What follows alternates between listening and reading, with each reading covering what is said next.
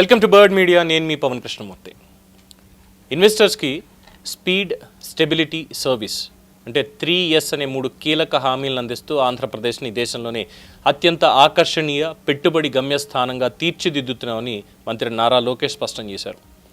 Republic media network నిర్వహించినటువంటి ప్రతిష్టాత్మక సమ్మిట్లో India as a shaping power on the global stage అనే అంశం మీద జరిగినటువంటి ప్యానల్ చర్చలో పాల్గొన్నటువంటి నారా లోకేష్ కేవలం రాష్ట్ర రాజకీయ నాయకుడిగా కాకుండా దేశ ఆర్థిక భవిష్యత్తు మీద స్పష్టమైనటువంటి అవగాహన కలిగిన యువ దార్శనిక నాయకుడిగా తన ఆలోచనలని జాతీయ వేదిక మీద ఆవిష్కరించారు. నేషన్ ఫస్ట్ అనేటువంటి ఒక శక్తివంతమైన థీమ్తో జరిగిన ఈ సదస్సులో ప్రపంచ ఈ గ్లోబల్ సప్లై చైన్స్ ఏవైతే ఉన్నాయో దీంట్లో చోటు చేసుకుంటున్నటువంటి మార్పులు చేర్పులు, అలాగే చైనాకి ప్రత్యామ్నాయంగా భారతదేశం ఎదుగుతున్నటువంటి అవకాశాలు, రాష్ట్రాల పాత్ర, ఇలాంటి అనేక అంశాల మీద కీలకంగా లోకేష్ చేసినటువంటి వ్యాఖ్యలు అందరినీ చాలా విశేషంగా ఆకట్టుకున్నాయి. భారతదేశాన్ని ప్రపంచ ఆర్థిక శక్తిగా తీర్చిదిద్దాలి అన్న ప్రధాని నరేంద్ర మోడీ విజన్కి అనుగుణంగా ఆంధ్రప్రదేశ్ తన వేగవంతమైన పాలన, పెట్టుబడులకి అనుకూలమైనటువంటి వాతావరణం, పారదర్శక విధానాలతో ఎలా దేశాభివృద్ధికి ఇంధనంగా మారుతుందో లోకేష్ చాలా క్లియర్ కట్గా వివరించారు. ఎంపీలు ఎక్కువ కాబట్టే కాదు, స్పీడ్ ఎక్కువగా ఉన్నందుకే ప్రాజెక్టులు వస్తున్నాయన్నది ఇందులో మెయిన్ అంశం. ఎందుకంటే కూటమికి కేంద్రంలో రాజకీయ బలం ఎక్కువగా ఉండటమే రాష్ట్రానికి భారీ ప్రాజెక్టులన్నీ రావడానికి కారణమా అనేటువంటి ప్రశ్నకి లోకేష్ ఇచ్చిన సమాధానం సభలో చాలా ప్రత్యేక ఆకర్షణగా నిలిచింది. కేంద్ర ప్రభుత్వం అన్ని రాష్ట్రాలకి సమానమైనటువంటి అవకాశాలు కల్పిస్తుంది, కానీ ఆ అవకాశాన్ని అందిపుచ్చుకోవడంలో రాష్ట్రాల సామర్థ్యం తేడా చూపిస్తుంది. మేము చాలా వేగంగా స్పందిస్తాం, అందుకే ప్రాజెక్టులు ఏపీకి వస్తున్నాయని కూడా లోకేష్ ఇక్కడ స్టేట్మెంట్ ఇచ్చారు. ఫర్ ఎగ్జాంపుల్, కేంద్ర రక్షణ శాఖకు చెందినటువంటి ఒక కీలక ప్రాజెక్టుని ప్రస్తావిస్తూ ప్రతిపాదన వచ్చిన వెంటనే మేము కేవలం 37 రోజుల్లోనే 600 ఎకరాల భూమిని వాళ్ళకి కేటాయించాం, అది కూడా ₹1 కూడా ఆశించకుండా. ఇతర రాష్ట్రాలు ఫైళ్లు కదిలించేలోపే మేము భూమిని కూడా అప్పగించేశాం. ఇది మా స్పీడ్, మా బలం అని లోకేష్ చెప్పారు. ఈ వ్యాఖ్యలతో పెట్టుబడిదారులు కోరుకునే ప్రధాన అంశం రాజకీయ పరిచయాలు కాదు, నిర్ణయాలలో వేగం, అలాగే పరిపాలన సామర్థ్యం అని లోకేష్ ఇక్కడ స్పష్టం చేశారు. ఇక 3S speed, stability, service AP పెట్టుబడి మంత్రం. దీని పరంగా చూస్తే ప్రపంచవ్యాప్తంగా కంపెనీలు ఇప్పుడు కేవలం తక్కువ ఖర్చు కోసం కాకుండా వేగంగా అనుమతులు, విధాన స్థిరత్వం, ప్రభుత్వ సహకారం కోసం చూస్తున్నాయనేది లోకేష్ భావన.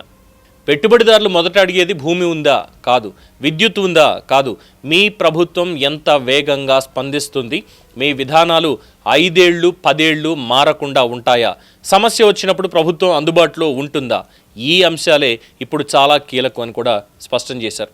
అందుకే ఆంధ్రప్రదేశ్లో స్పీడ్, స్టెబిలిటీ, సర్వీస్ అనే 3S ఫార్ములాని అమలు చేస్తున్నామని, ఇదే రాష్ట్రానికి భారీ పెట్టుబడులను ఆకర్షిస్తుంది అని కూడా లోకేష్ ఇందులో వివరించారు.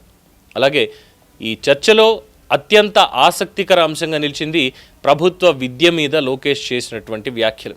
గతంలో ప్రభుత్వ పాఠశాలల నుంచి ప్రైవేట్ స్కూళ్ళకి వెళ్ళేవారు, ఇప్పుడు ఆ పరిస్థితి మారింది. దాదాపుగా 85,000 పైచిలకు మంది విద్యార్థులు ప్రైవేటు పాఠశాలల నుంచి ప్రభుత్వ పాఠశాలలకు ఆంధ్రప్రదేశ్లో మారారు అని చెప్పి లెక్కలతో సైతం వెల్లడించారు. దీనికి కారణం కేవలం అక్కడ భవనాల నిర్మాణమో లేదంటే ఫెసిలిటీసో కాదని, విద్యా వ్యవస్థలో సాంకేతికతని విస్తృతంగా వినియోగించడం, అలాగే దానికి తగ్గట్టుగా మౌలిక సదుపాయాలు, వాళ్ళకి అక్కడ ఎటువంటి ఇబ్బందులు లేనటువంటి ఒక వాతావరణం క్రియేట్ చేయడం అని చెప్పారు. నేను అమరావతిలో నా కార్యాలయంలో కూర్చొని రాష్ట్రంలో ఏ పాఠశాలలో ఏ ఉపాధ్యాయుడు ఉన్నాడు, ఎక్కడ ఉపాధ్యాయుల కొరత ఉంది, ఏ విద్యార్థి హాజరు ఎలా ఉంది, ఏ స్కూల్కి ఎలాంటి మౌలిక వసతులు అవసరం అనేది రియల్ టైంలో తెలుసుకోగలనంటూ కూడా లోకేష్ ఇందులో వివరించారు. ప్రైవేట్, కార్పొరేట్ సంస్థలు డేటా ఆధారంగా నిర్ణయాలు తీసుకున్నట్లే ఇప్పుడు ప్రభుత్వం కూడా డేటా ఆధారిత పరిపాలన, డేటా డ్రివెన్ గవర్నెన్స్, దీనివైపు అడుగులు వేస్తుందని కూడా లోకేష్ స్పష్టం చేశారు. ఇక అమరావతి నిర్మాణం మీద మాట్లాడుతూ దేశవ్యాప్తంగా నెలకొన్న సందేహాలు కూడా స్పష్టమైనటువంటి సమాధానం ఇచ్చారు నారా లోకేష్. 2028 నాటికి సెక్రటేరియట్, అసెంబ్లీ, హైకోర్టు సహా ప్రధాన ప్రభుత్వ భవనాల్ని పూర్తి చేసి ప్రజలకి అందుబాటులోకి తీసుకొస్తామని కూడా ప్రకటించారు. అయితే అమరావతిని కేవలం పరిపాలనా రాజధానిగా మాత్రమే కాకుండా ప్రపంచ స్థాయి ఆర్థిక కార్యకలాపాల కేంద్రంగా అభివృద్ధి చేయడమే లక్ష్యం అని చెప్పారు. రాజధాని అంటే కేవలం భవనాలు కాదు, ఉద్యోగాలు, పెట్టుబడులు, స్టార్టప్లు, నాలెడ్జ్ అకాడమీ, అంతర్జాతీయ వ్యాపార అవకాశాల సమాహారం. అమరావతి ఆంధ్రప్రదేశ్ ఆర్థిక భవిష్యత్తుని మలిచే ఒక ఎకనామిక్ పవర్ హౌస్గా రూపుదిద్దుకుంటుంది. ఇది లోకేష్ ఇచ్చిన స్టేట్మెంట్. ఈ సమ్మిట్లో లోకేష్ ప్రదర్శించినటువంటి ఆత్మవిశ్వాసం కావచ్చు, గణాంకాలతో సైతం చెప్పినటువంటి సమాధానాలు కావచ్చు, పాలన మీద స్పష్టమైనటువంటి అవగాహన మొత్తం నేషనల్ మీడియా దృష్టిని ఆకర్షించాయి.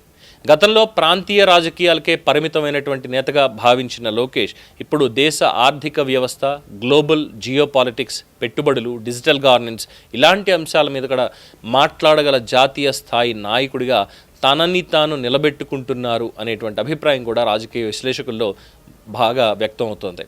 ఇక భారత్ ప్రపంచ వేదికపై షేపింగ్ పవర్గా ఎదుగుతున్నటువంటి ఈ సమయంలో ఆంధ్రప్రదేశ్ని ఆ ఎదుగుదలలో కీలక భాగస్వామిగా మార్చాలన్న లక్ష్యంతో లోకేష్ ప్రస్తావించినటువంటి ఈ 3S speed stability service formula రాష్ట్ర భవిష్యత్ అభివృద్ధి దిశని ప్రతిబింబించే సంక్షిప్త మంత్రంగా మారింది. రాష్ట్రాల మధ్య పోటీ పెరుగుతున్నటువంటి ప్రస్తుత పరిస్థితుల్లో అవకాశాలు అందరికీ వచ్చినా వాటిని అందిపుచ్చుకునేది, వేగంగా స్పందించే ప్రభుత్వాలు మాత్రమే అనేటువంటి ఒక సందేశం చాలా స్పష్టంగా వినిపించింది. ఓవరాల్గా నిన్న మొత్తం జాతీయ మీడియా దృష్టిని క్యాప్చర్ చేయడంలో నారా లోకేష్ సఫలీకృతులయ్యారు. ముఖ్యంగా ఆంధ్రప్రదేశ్ విజన్ ఏంటి, ఆంధ్రప్రదేశ్ ఎజెండా ఏంటి, ఆంధ్రప్రదేశ్ టార్గెట్ ఏంటి, అసలు ఆంధ్రప్రదేశ్ ఏం చేయాలనుకుంటోంది, ఏం కోరుకుంటోంది, పూర్తిగా చాలా స్పష్టంగా ఎటువంటి తేడా లేకుండా, ఎటువంటి ఇబ్బందులు పడకుండా పూర్తి స్థాయిలో ఆంధ్రప్రదేశ్ ముఖ చిత్రాన్ని అక్కడ ఆవిష్కరించారనడంలో ఏమాత్రం అతిశయోక్తి లేదు. మొత్తానికి ఆంధ్రప్రదేశ్ రాష్ట్ర ప్రతినిధిగా నిన్న ఆ సమ్మిట్లో పాల్గొన్నటువంటి లోకేష్ నిజంగానే అదరగొట్టారు. లోకేష్ స్పీచ్ నిజంగా చూడకపోయిన వాళ్ళు ఉంటే కనుక మరొక్కసారి చూడండి. డెఫినెట్గా రిపబ్లిక్ టీవీలో ఉంటుంది నిన్న జరిగినటువంటిది. మనకి సబ్ టైటిల్స్ కూడా ఉంటాయి కాబట్టి తెలుగులో కింద ఇబ్బంది ఉండదు. ఒకసారి మళ్ళీ చూడొచ్చు. ఒకసారి చూస్తే లోకేష్లో ఉన్నటువంటి ఆ మార్పు అనేది చాలా స్పష్టంగా కనిపిస్తుంది. దీని మీద మీ అభిప్రాయం తెలియచేయండి. చూస్తూనే ఉండండి ది బర్డ్ మీడియా. ఈ వీడియో మీకు నచ్చినట్లయితే లైక్ చేయండి, షేర్ చేయండి, సబ్స్క్రైబ్ చేయండి. మరిన్ని అప్డేట్ల కోసం మా వాట్సాప్ ఛానల్ను ఫాలో చేయండి.